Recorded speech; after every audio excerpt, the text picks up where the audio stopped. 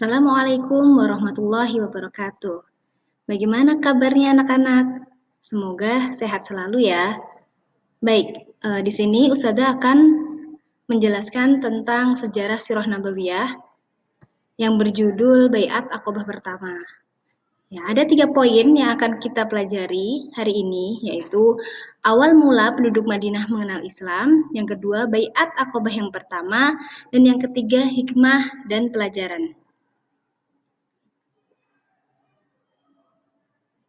Bagaimana sih awal mula penduduk Madinah mengenal Islam?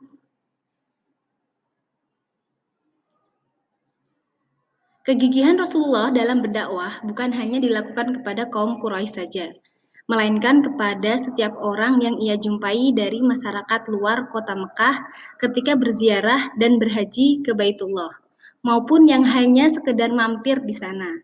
Maka ketika musim haji tiba, ya Rasulullah keluar menyambut mereka yang datang kemudian memperkenalkan Islam, membacakan ayat-ayat Al-Quran dan mengajak mereka untuk mengimaninya. Hingga pada akhirnya beliau bertemu dengan rombongan jamaah haji dari kabilah Aus dan Khazraj yang berasal dari Yasrib atau Madinah. Lantas Rasulullah mendakwahkan Islam kepada mereka, yang kemudian tidak disangka-sangka mereka menerima dakwah beliau karena takjub dengan keindahan ayat-ayat Al-Quran yang dibacakan oleh Rasulullah. Kabilah Aus dan Khazraj sudah kesekian lama bertetangga dengan kaum Yahudi yang tinggal bersama mereka di Madinah. Mereka adalah ahli kitab, ya. Sedangkan kabilah Aus dan Khazraj adalah orang-orang musyrik dan para penyembah berhala.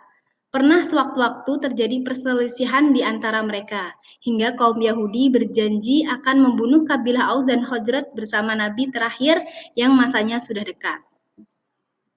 Orang-orang Yahudi sering menyebutkan sifat-sifat Nabi terakhir yang mereka tunggu-tunggu. Oleh karena itu, tatkala orang-orang Aus dan Khazraj kembali ke Madinah, mereka menceritakan kepada kaumnya tentang pertemuannya dengan Rasulullah dan mengajak mereka untuk beriman kepadanya, sehingga terhitung banyak orang yang masuk Islam. Nah, poin yang kedua adalah Baiat Aqobah pertama. Pada musim haji tahun ke-12 kenabian, datang 12 orang dari kabilah Aus dan Khazraj berhaji. Kemudian mereka menemui Rasulullah di Aqobah. Kenapa dinamakan Baiat Aqobah yang pertama? Karena tempatnya itu adalah di Aqobah, ya. Di kemudian hari nama tempat ini dikaitkan dengan salah satu rangkaian ibadah haji, yaitu jumroh, dengan sebutan jumroh Aqobah. Di tempat inilah mereka berbaiat kepada Rasulullah, memegang janji suci yang disampaikan kepada Rasulullah, sehingga dinamakan Baiat Aqobah. Setelah terlaksananya baiat ini, Rasulullah mengutus Mus'ab bin Umair ke Madinah bersama mereka untuk membaca Al-Quran dan mengajarkan Islam kepada orang-orang Madinah. Beliaulah duta pertama Islam yang diutus oleh Rasulullah untuk tugas dakwah. Maka atas jasanya Allah memberikan hidayah kepada banyak penduduk Madinah, termasuk Sa'ad bin Mu'adz yang merupakan pemimpin terkemuka di sana. Nah, poin-poin yang disampaikan dalam Baiat Aqobah, yang pertama itu tidak menyentuhkan Allah dengan sesuatu apapun. Ya, tidak mencuri, tidak berzina, tidak membunuh anak-anaknya, tidak berbuat dusta, tidak mendurhakai Rasulullah dalam perkara yang baik. Dan poin-poin yang disampaikan dalam Baiat Aqobah ini terdapat dalam surat Al-Mumtahanah ayat 12. Yang terakhir, hikmah dan pelajaran yang dapat kita ambil dari Baiat Aqobah pertama. Yang pertama adalah,